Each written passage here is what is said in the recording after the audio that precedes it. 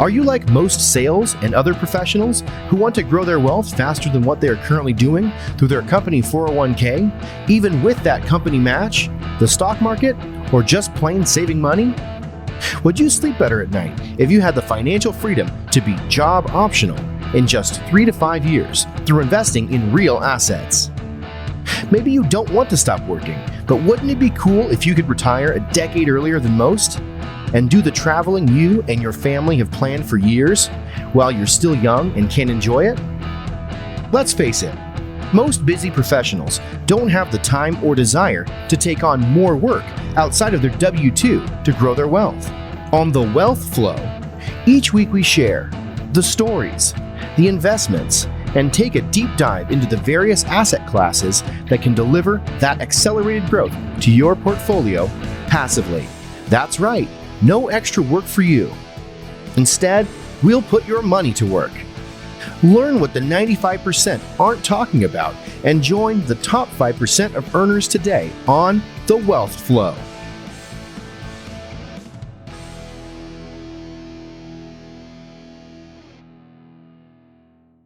Welcome to The Wealth Flow. My guest today is Jeremy Dyer. He is the founder and managing partner of Starting Point Capital.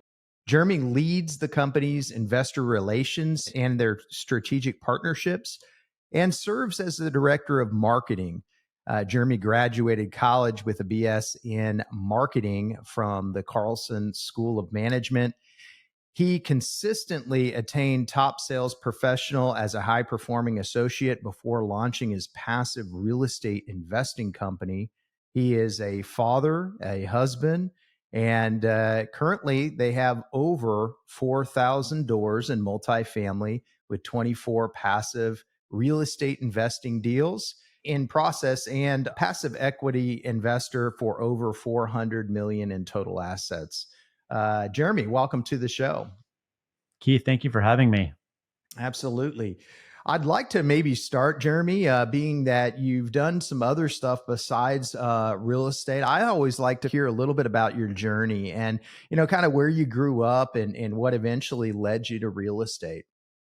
Yeah, well, on the comedic side of the house, I haven't grown up yet, but I'm still a work in Yeah, thank you. I'm still a work in progress, but no, in all seriousness. So born in St. Paul, Minnesota, I was the firstborn, always had a knack for sales. Okay. So I was your guy who would go buy Bazooka, Joe bubble gum, bring it to junior high, sell it to my buddies, try to make a buck in profit, per pack kind of a thing.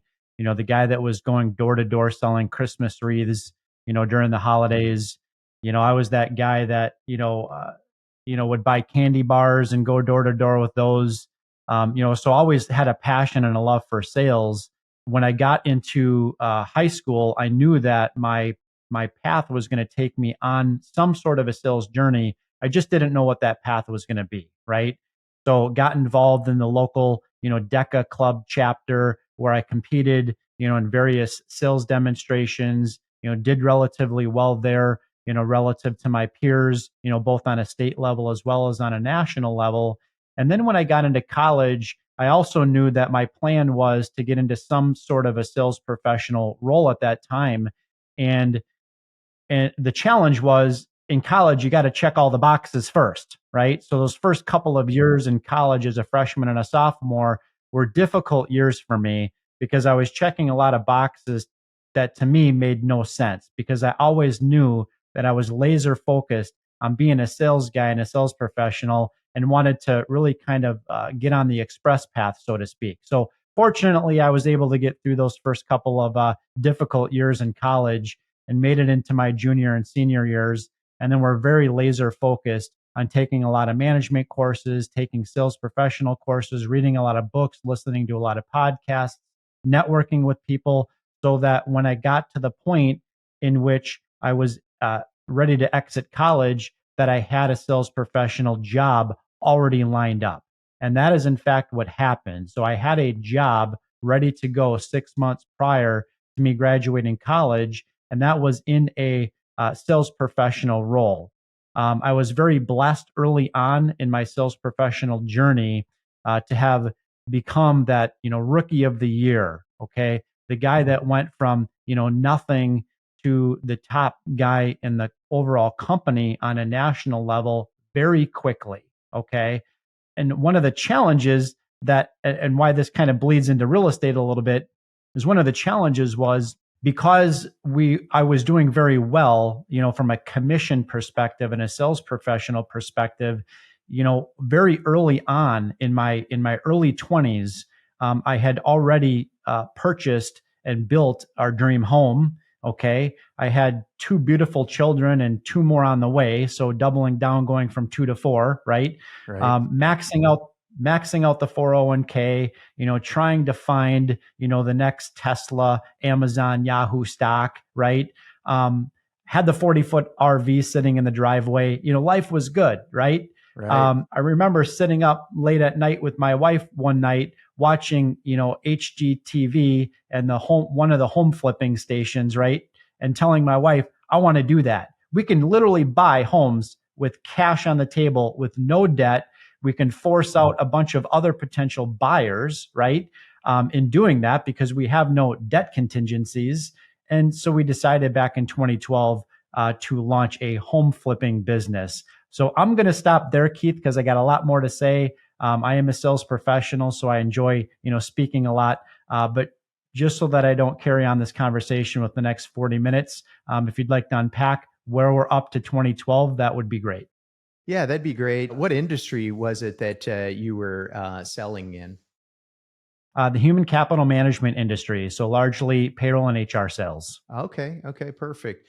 And obviously, being a top sales associate, I'm sure there's, and many of our audience are, high income earning sales professionals. But what are some of the things that you feel like kind of differentiated you and allowed you to become, one of the top or the top salesperson? I would say a big part was the clarity and the focus. Okay. I think a lot of times people enter into college or they enter into that first job, out of college or out of high school, and they just lack clarity. They lack focus. Okay. That was one of the things that I was certainly not lacking. Okay. I knew exactly where I wanted to go, and I just had to reverse engineer how I got myself there. So I would say for your listening audience, maybe anybody who's listening to this that's a teenager or in their earlier years, in their early 20s, you really need to find that clarity. Okay, find that focus, find that thing that you're good at, or find that thing that you want to be better at and work at it daily. Take daily action steps to become a better version of yourself. So I would say that that's probably number one. The second component to that is not being afraid to put in the activity. Okay. If you're not willing to pick up the phone and engage in conversation with potential prospects, then you're not going to win in this business. Okay. In a professional sales environment, typically speaking, a book of business is not handed to you. You have to go get it. Right. And sometimes that means we have to be willing to step outside of our comfort zone. Okay. Become vulnerable, be willing to engage with people that potentially could tell us no. Okay, over and over and over again. So I would say that's another huge piece. And a lot of that really comes down to, quite frankly, your mindset. Okay. I'm a firm believer in mindset. I'm also a firm believer that we can change our mindset. Okay. And that's why I'm a firm believer in continuingly to educate yourself. Okay. Just because you might be at the top or the pinnacle of your game does not mean you can't be better. Okay. There are plenty of books out there. There are plenty of podcasts to listen to. There's plenty of people that are, 5 or 10 or 15 years ahead of you, okay, on their journey that you can learn from. Yeah, that's great advice. And I think you're absolutely right on that. Okay. Well, let's maybe continue. How did that eventually lead to real estate? And tell me a little bit about that flipping business. So now we're going to go back to 2012. Okay. All right. We haven't got to current yet. So we're back in 2012.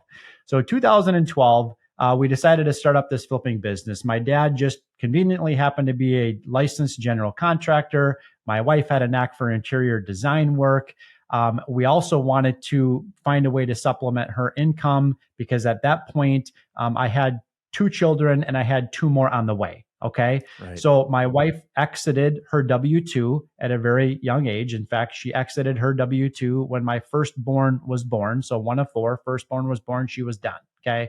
We were able to really supplement her income and have her and give her a work to do outside of obviously taking care of our children, which is a tremendous amount of work in and of itself, right?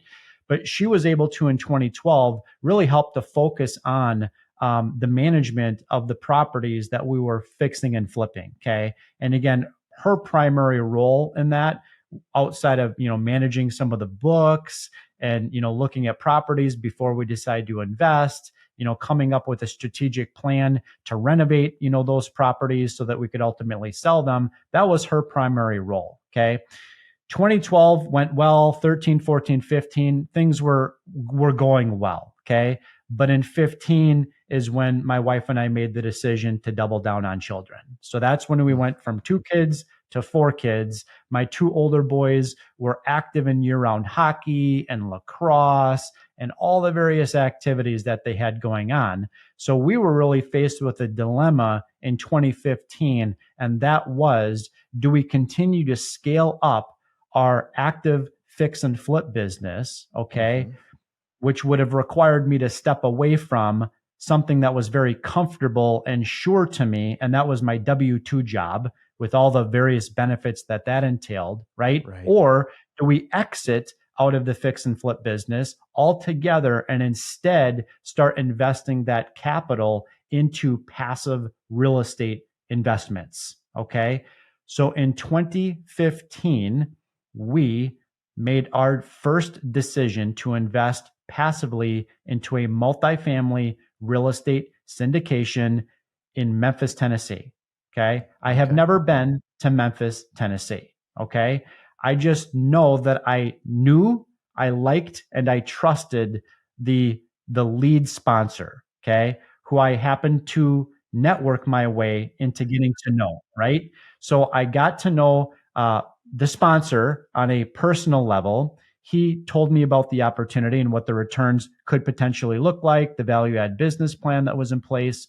And my wife and I in 2015, we used the shotgun approach to investing in our first multifamily passive real estate syndication.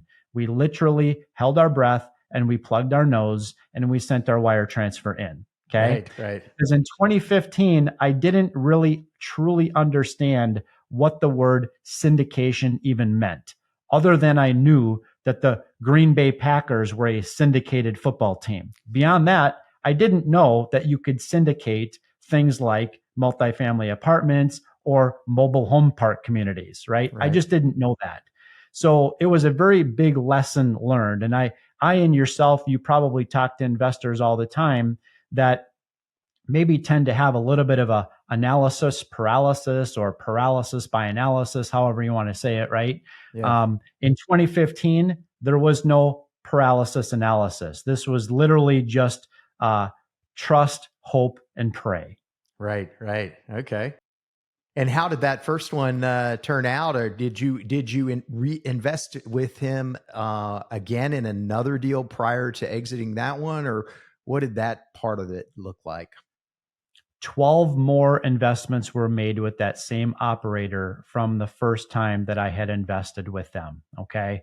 To kind of fast forward a little bit now to today, and you kind of read it in the bio, but I'm now up to 27 passive real estate investments as a limited partner. So this is Jeremy and Marlene Dyer's own income being invested into these properties, most of which are in the multifamily space, in markets like the Tennessee, Ohio, Kentucky, the Carolinas, Texas, and Arizona. Okay. So that's about 80% of the limited partner investments that we've made. The remaining 12% are in other asset classes, like, for example, assisted living, okay, flex office, retail, right? Those types of alternative investments. Yeah, that's interesting. We've had several guests with the multifamily, but maybe if we could talk a little bit about the assisted living and, how has that been for you, and Obviously there's a huge demand with baby boomers, so it makes sense that that would be a viable investment option. Yeah, I agree. I think that the assisted living space is definitely a good asset class to invest in, especially now. I think there was a tremendous door that had opened, during the COVID lockdowns, right? Where some of the valuations within the assisted living space had really plummeted during that time. We're starting to see some of those valuations, steadily coming up right now. But to your point, and sometimes people use the expression silver tsunami, right? But, Right. really the aging, baby boomer generation has created a huge kind of, I guess maybe in a vacuum in the business, but a huge opportunity, for investors to get into, that particular asset class. So I remain very bullish on the assisted living space. Obviously, it's a lot about, the location, the location, the location. Second to that is obviously the jockey who's riding the horse, or the sponsor, pilot flying the plane, all the different analogies that people use out there today. So you really, have to find an operator who really truly understands that asset class. Maybe they've got a good track record, in that space, right? But as Hmm. far as that specific asset class in general, I remain very optimistic about that. Okay. And on the multifamily, sounds like you're investing in some really nice areas. What is the typical size, number of units on these particular investments? And I guess maybe even more so, if you could tell us, what you're currently looking for when it comes to multifamily opportunities. Yeah, so two good questions there. The first one, when it comes to multifamily, is going to be, traditionally your 200 to maybe 400 unit multifamily properties, apartment communities, right? Typically, we're looking to invest into properties that were built in the 1980s, maybe 1990s. They're B class assets and B class neighborhoods. It's your typical workforce housing, type of communities. We're looking for certainly a value add, element to rinse and repeat, right? So we typically look for properties that have all classic interiors. They've got your traditional, Formica countertops, maybe black and white appliances. The flooring, the interiors need to be stripped out, down to the studs, right? Right. So really, it's that value add component that we're very laser focused on. And if your audience isn't familiar, we really try to look for assets that have a significant loss to lease to burn off, right? Maybe the competitive assets in that market, on a per unit basis are getting, $400 per month, as a fully renovated unit. So that's really our area of opportunity, or that loss to lease that we're looking to burn off. And obviously, as you can increase rents, even by $100 to $400, per unit, that has a material impact, on what that exit, price is going to look like, because we're increasing that ROI. So that's really kind of what we're looking to acquire. And I would say that plan is going to continue. We're really laser focused on that value add element. I know because transaction volume in the multifamily space, depending upon the market, is down anywhere from 70 to 80% at this point. The main genesis behind that is because you have a lot of operators that really aren't in a position to give the next buyer a 20% discount, at Right. this point in terms of where the market cycle is. So they're really holding out, for maybe, a future year, whether it's, 24, 25, 26, where maybe interest rates start to stabilize, maybe they start to come down, cap rates start to compress, valuations start to go up. And then I think you're going to start to see, some more transaction volume occurring once interest rates at least start to stabilize, or perhaps even start, to trend downward. So we're really seeing a lot of operators in this space pivoting towards a build to rent, or a BTR, type strategy. The challenge of why we haven't chosen to go in that particular direction as investors is not because we don't think that there's an opportunity in the build to rent space. It's just because the lion's share of our investors, are really married to the strategy of, acquiring an existing cash flowing asset with good occupancy, paying cash flow regularly upfront right away, once they get involved in the investment. Whereas a build to rent strategy, oftentimes it can take, 2-3 years or even longer in some cases before that asset itself, through that ground up, build up construction phase, before it starts producing, a cash flow return, to the limited partner investors. Okay, great. And what about, as far as some of the benefits of investing? Because you've actually got a very unique perspective in the sense that you've done both the passive side of investing and now part of the active, being part of the GP team. So maybe if you could talk a little bit about that, some of the things that you've learned along the way that have helped you when it comes to actually being the general partner. Yeah, well, I know a lot more about dancing around a pro forma and a deal deck than I used to before. Right, right.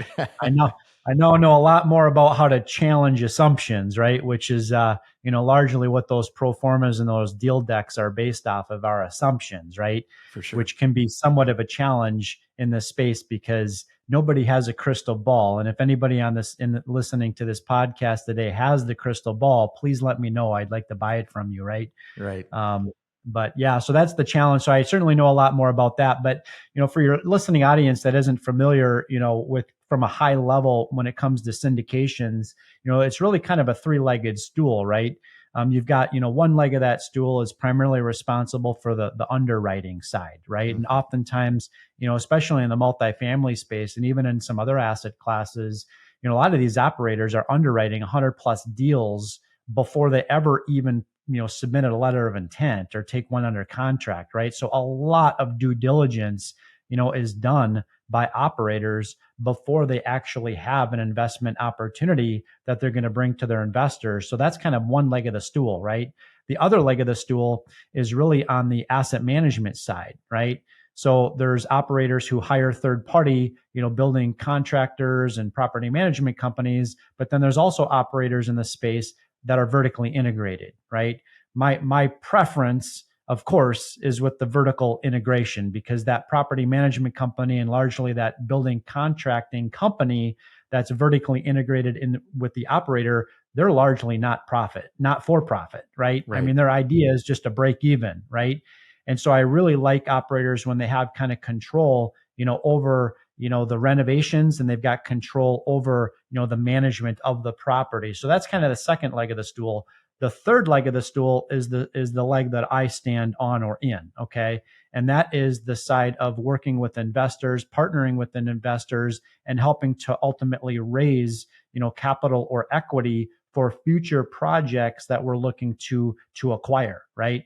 And so my role within the organization is primarily, on the education side, okay, educating, individuals, on the benefits of diversifying within real estate, maybe encouraging them not to actively, manage real estate because of all the headaches and dealing with the tenants, the trash, the toilets, and the termites, right? But really encouraging them instead to invest passively and partner alongside with us in future real estate investment opportunities.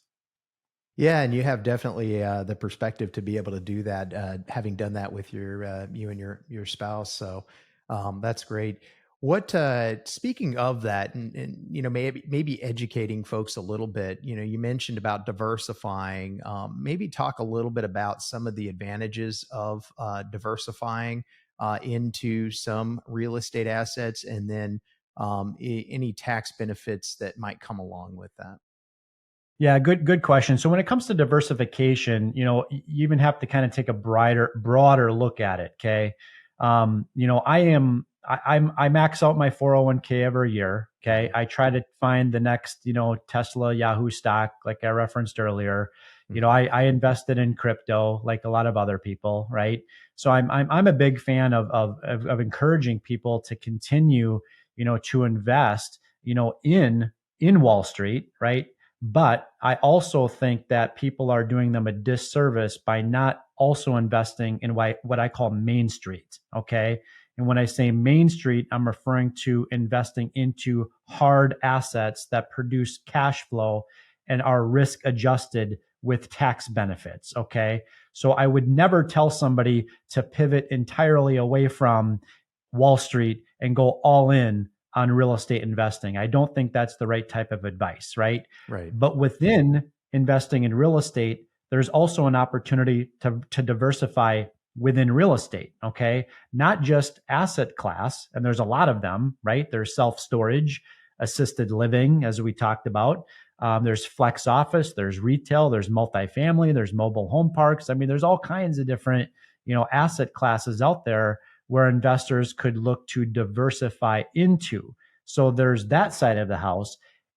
I always encourage new investors to consider their first investment to be made into the multifamily asset class specifically. The main genesis behind that is if you stack up multifamily against all the other asset classes that are out there, it's the one with the greatest risk return profile. It's the safest, okay? There's Right. certainly no guarantees in investing in anything, okay? But that is probably the most risk adjusted asset class when compared with the other ones that exist out there today. Within that asset class, I also think it's important to also diversify within multifamily. So oftentimes we have investors that say, I have a significant amount of cash on the sidelines, or I have some money locked up in an old IRA or old 401k, and I would like to invest in your next opportunity. If they've never previously invested before in a real estate syndication, outside of the fact that I want them to go get educated, okay, so they understand why they're doing, okay, we don't want emotional investors, okay. The second piece to that would be to diversify within real estate. So rather than taking a large chunk and dumping it into one deal, let's start to par and parcel out, that investment into multiple different real estate investment offerings. Why? Some deals are going to be home runs. Some deals are going to be base hits, right? Right. And so I think it's a very good idea for investors to be savvy enough to consider, diversifying into real estate if that is the way that they want to start to or look into diversifying their retirement. Yeah, I think that's a great point. I think oftentimes, but if you have a self-directed, it's you kind of feel that you see a good deal, you trust the operator, and you want to put that money to work. But I think taking that little extra time and finding some additional opportunities, and putting some in one deal and mixing it up a little bit, just increase. It's a great analogy with the home runs and the base hits. It just kind of spreads it out a little bit for you. That's right. What about the tax benefits that you've seen, and then maybe if we can talk a little bit also about if there's any kind of a preferred return with the investments that you're offering. Yeah, great question. And I'll put my little disclaimer out there. I'm not a CPA, I'm not a tax professional, right? That sort For of sure. thing. But when it comes to tax benefits, so most of your audience is probably familiar with the fact that within multifamily or other asset classes, there's this thing called depreciation, right? It's just the IRS allows for certain rules, through a cost segregation study and bonus depreciation rules and all this kind of stuff, right? For bringing this down to a personal level, okay, we used to, prior to investing into real estate, we used to, my wife and I, be at nearly a 40% federal tax bracket. Okay. Right. Through investing passively into real estate investment opportunities, we've been able to go from the 40% federal tax bracket down to the 12%. Okay. Wow. And that was largely a direct result of our investing into real estate. Second to that, my wife is able to qualify as a real estate professional. Okay. She doesn't have a W-2 job outside the home. She spends at least 750 hours a year, on active real estate related activities. She's not a real estate agent by any means, but she certainly spends a significant amount of her time, building up Starting Point Capital, which is the company that we founded. Okay. Yeah. Makes a huge difference. So then you, as a family, filing together, have the opportunity to write off that depreciation against your active income. That's right. And for those that are listening to this, podcast that maybe one or both of the couple are not able to, claim a real estate professional designation, doesn't mean that the passive depreciation loss activity is lost. Okay. Correct. It just means that you're able to carry that over into a future calendar year where you have some passive income that can be offset. The tax consequences on the passive income can be offset by the passive depreciation losses that you incur. So I tried to explain it to investors this way, and that is, passive income can be offset by passive paper loss, okay, which is obviously reported, on an investor's K1 that they receive at the end of the calendar year for each unique investment that they're in. Yeah, yeah, no, that's great. That's a great point. And then what about as far as people investing with you? Is there a preferred return? Has that changed? Since the economy's changed a bit, the landscape out in the multifamily world has changed a little bit, especially this year. What are you offering your potential investors? Yeah, so that's kind of a two-legged question. The first one is really, knowing what the investor's goals are, right? So each person is at a different stage in their investing journey. Okay, my investing goals changed significantly from the time I was in my mid 20s till today. Okay, Right. my investing goals are going to also change significantly in the next decade or 2 decades. As I get older, right? So oftentimes investors, tend to either be, focused more on the cash flow that the investment pays out over the course of the hold period, or they might be more focused on the equity profit that they receive at the end when that deal goes full cycle, or they want a balanced approach, right? They want some investments that paid, more cash flow or cash on cash returns up front, and then other investments maybe are more of an equity play, when that deal goes full cycle. So investors always need to understand what their own individual goals are. But, typically the investments that we invest into and that we bring to our investor network are going to traditionally produce, about a 7, maybe an 8% cumulative preferred return.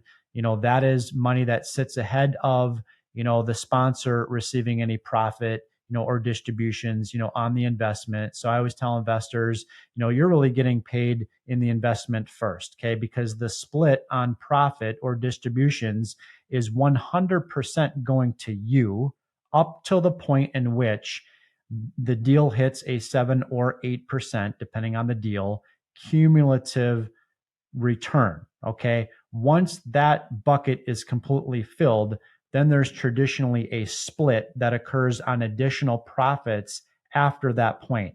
That split with most deals is going to be anywhere from an 80-20 to a 70-30, obviously in favor of the limited partner investors that are investing alongside us. Okay. No, that's great. And it's you had mentioned underwriting, and I'd like to maybe talk a little bit about that. With your company, has some of the underwriting assumptions changed? And if so, what are maybe some things that you've seen to be aware of and to look out for when it comes to analyzing a deal? Yeah, great question. Obviously, the landscape is always changing. The big thing right now is obviously where interest rates are at, and how operators are structuring their debt. Right. You've got people that are very much laser focused on fixed rate debt, and you've got some operators that are focused, more on floating rate debt through a bridge loan, but with a purchased rate cap and an option to extend. Right. So each operator, structures their debt a little bit different. Depending upon the investor, they might view one debt strategy as being, more risky than another, strategy. But it also comes down to what that individual operator's overall, strategy is with the renovations, right? So, you've got some operators that maybe are looking to acquire, a multifamily property, for example, with a, 5+ year hold, right? You also have some operators in the space that may be looking to, acquire a multifamily property with a much shorter time horizon because they feel confident, for example, that they're going to be able to fully renovate, 100% of those classic interiors within an 18 to 24-month period. And typically once that happens, now you have a fully renovated property that is ready to market, or you're ready to do a cash out refinance and give investors back, a portion or up to all of their original capital, that they invested originally into that deal, right? So there's a lot of different options that occur, when it comes to the debt side of the business and what the overall operator's, strategy is. And more often than not, those strategies are communicated, to investors, at the time that the operator brings that investment opportunity to their investors through some sort of a presentation, right? Yeah. But you brought up a really good point, and that was on the assumptions side of the equation. And a lot of those, projections that an operator communicates to potential investors, they are based upon a whole list of assumptions that they're making, right? This kind of goes back to the crystal ball question. One big assumption, that investors really need to, be cognizant of is this idea of an exit cap rate. Okay. The reason why I say that is because nobody really knows what the exit cap rate is going to be in 5 years from now. Okay. Why I say it that way is for simple reasons. Did anybody predict the global financial crisis in 2007 and 8? Did anybody predict, the recessionary period, back in 2012, 13, 14? Did anybody predict that the world was going to be literally under lockdown in, the year 2020 and 2021, right? Did anybody predict that the Federal Reserve Bank was going to ramp up the SOFR rate by 500 bips, in 12 to 16 months? Did anybody predict any of that, right? And so that's what the challenge is with predicting what the exit cap rate is. And that's why that assumption alone, I am a really big fan of operators, really providing investors with a range exit cap rate, right? Give them a range. Here's kind of the best case, worst case scenario of where we think, exit cap rates in that particular market are going to be, in 3 to 5 years from now, versus dialing in on a specific, cap rate. Some other assumptions just to kind of throw out there, a lot of times operators make assumptions, on what the rent growth is in that market. I think it's up to the limited partner investor to really challenge what those rent growth assumptions are. Good operators are going to provide, examples of competitive assets, that are already in that market that may be already fully renovated, so that they can show investors, here's really what the opportunity is. There's a property, for example, across the street, maybe they're getting $1,600 per month for a 2-bedroom, 1-bath. The property that we're acquiring today, same 2-bedroom, 1-bath, non-renovated, is $1,200 a month. So our opportunity there is to increase rents up to pro forma based on the competitive assets in that area. And that $400 delta is really your loss to lease, or your opportunity, to ultimately increase, ROI, which can have a material impact, upon the saleability, of that property and what the exit price, would look like. There are other assumptions, certainly, which can be, easier or more difficult to, determine, like, for example, things like, job diversification and job growth, right? I'm a big fan of investing into markets that don't just have good job growth, but also have good job diversification. We see what happened in Detroit, for example, right? Back during the global financial crisis, there wasn't a whole lot of job diversification, in the Detroit market, during that time. So we like markets, that have both job growth and job diversification. Insurance costs are going up all around the board, right? What type of assumptions, is the operator making as it relates to, things like property insurance and casualty and those types of liability type of coverages, because insurance rates are absolutely going up at a historic rate and have been for the last, decade or so. Outside of that, we like to look at new development absorption. So let's take a look at those ground up, build to rent, type opportunities, that are within, say, a 5 or 10 mile, radius of the target property.